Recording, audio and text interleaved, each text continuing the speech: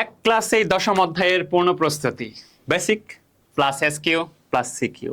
দশম অধ্যায় কোন অধ্যায়? যারা 26 আছো এই মুহূর্তে তারা সবচেয়ে ভালো জানো উচ্চতর গণিতের দশম অধ্যায় হচ্ছে দ্বিপদী বিস্তৃতি বা বাইনোমিয়াল এক্সপেনশন। আমরা সবাই কিন্তু এটা জানি। তো এই অধ্যায়টা তোমাদের 26-এর সিলেবাসের খুবই গুরুত্বপূর্ণ একটা অধ্যায়, যেখান থেকে এসকিউ আসবে, এমসিকিউ আসবে এবং সিকিউ তো অবশ্যই আসবে। তবে সিকিউ হয়তো বা কমপ্লিট একটা সিকিউ এখান থেকে না পাওয়া যেতে পারে, না পাওয়া গেলেও এটা কিন্তু অন্য সিকিউর সাথে কম্বাইন্ড হয়ে আসবে। তো অনেকেই এই অধ্যায়টাকে অবজ্ঞা করো, অনেকে এই অধ্যায়টাকে আসলে পড়তে চাও না। সো এই অধ্যায়টা মাত্র 2টা সৃজনশীল সমাধানের মাধ্যমে কিন্তু পুরো অধ্যায়ের প্রত্যেকটা টাইপকে আলোচনা করা সম্ভব। 2টা সৃজনশীল মানে 2টা সৃজনশীল কমন পড়বে, 2টা করে ফেললে এরকম না। 2টা সৃজনশীলের মাধ্যমে এই চ্যাপ্টারটার দশম অধ্যায়টার কমপ্লিট যে টাইপগুলো আছে প্রত্যেকটা টাইপ কিন্তু আলোচনা করে চ্যাপ্টারটা কমপ্লিট করা সম্ভব। এই ব্যাপারটাও তোমাদের সাথে আমি ক্লিয়ার করেছি, বহুদিন আগেই করেছি, তাই না? অলরেডি আমার সাজেশন আছে এটার উপরে, কোন কোন সৃজনশীলগুলো করলে পরে এই অধ্যায়টার টাইপগুলো কভার হবে, এটা আছে। এখন কেউ যদি চাও, চিন্তা করো যে না আমি এটার উপর একটা কমপ্লিট, আমার এটার উপরে ধারণা একটু কম আছে, আমি একটা কমপ্লিট প্রিপারেশন নিব, স্পেশালি 27-28 যারা আছে তারা এটাতে খুব বেশি উপকৃত হবে। 27-28 যারা আছো তারা খুব বেশি উপকৃত হবা, কারণ তোমার তো ওই অধ্যায়টা মাস্ট লাগবে, ওদেরও মাস্ট লাগবে, তোমাদেরও মাস্ট লাগবে।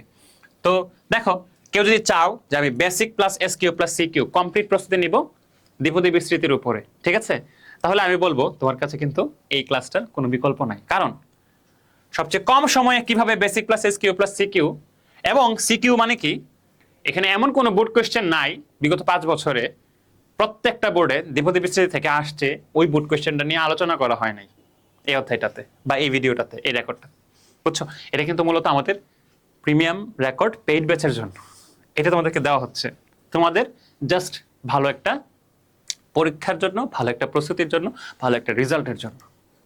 চিন্তা করে দেখো ক্লাসবেল তার স্টুডেন্টসদের প্রতি কতটা আন্তরিক, জাস্ট ভাবা যায়, এটা চিন্তা করা যায় ব্যাপারটা, জাস্ট চিন্তা করে দেখো একটু, ঠিক আছে? তো কেউ যদি চাও যে আমার প্রস্তুতিটা আমি সুপার লেভেলে নেব, এতটা সুপার লেভেল যেখানে কোশ্চেনের যে কোশ্চেনটা আমার 17 তারিখে আসবে, যে কোনো বোর্ডের হোক, Dhaka board, Chittagong board, Rajshahi board, Mymensingh board, Comilla board, যে কোনো বোর্ডের হোক না কেন, একটা জিনিসও আমার বাদ থাকা যাবে না যেটা আমার কমন পড়ে নাই। যদি এই লেভেলের প্রস্তুতি নিতে চাও তাহলে আমি বলবো এই অধ্যায়টা বা এই ক্লাসটা করার বিকল্প কিন্তু তোমার নাই। ড্যাম শিওর যে এইটার বিকল্প করার কিন্তু তোমার, মানে এই ক্লাসটার বিকল্প কিন্তু তোমার কাছে আসলে সত্যি কথা বলতে নাই, তোমার এটা করা লাগবে, আবার তোমার হাতে সময় কম। সো এই চিন্তাটা করেই কিন্তু আমি অধ্যায়টা তোমাদের আপলোড করেছি। এবং 27 যারা আছো তারা তো জানো আসলে, তাই না?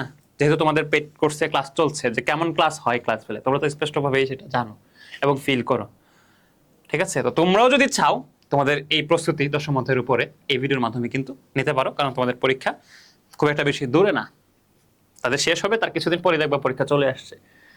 তো 26 ব্যাচ যারা আছো তাদের জন্য আমি বলবো, প্রস্তুতিকে যদি তুমি সম্পূর্ণ করতে চাও, 100-এ 100 করতে চাও, তাহলে তোমার দশম অধ্যায় মাস্ট লাগবে দ্বিপদী বিস্তৃতি। আর দ্বিপদী বিস্তৃতিকে তুমি যদি রফা দফা করতে চাও তাহলে আমি বলবো এক ক্লাসেই দ্বিপদী বিস্তৃতির পূর্ণ প্রস্তুতি ক্লাসবেলের ইউটিউব চ্যানেলে তুমি পেয়ে যাচ্ছ খুব ইজিলি, ফ্রিতে।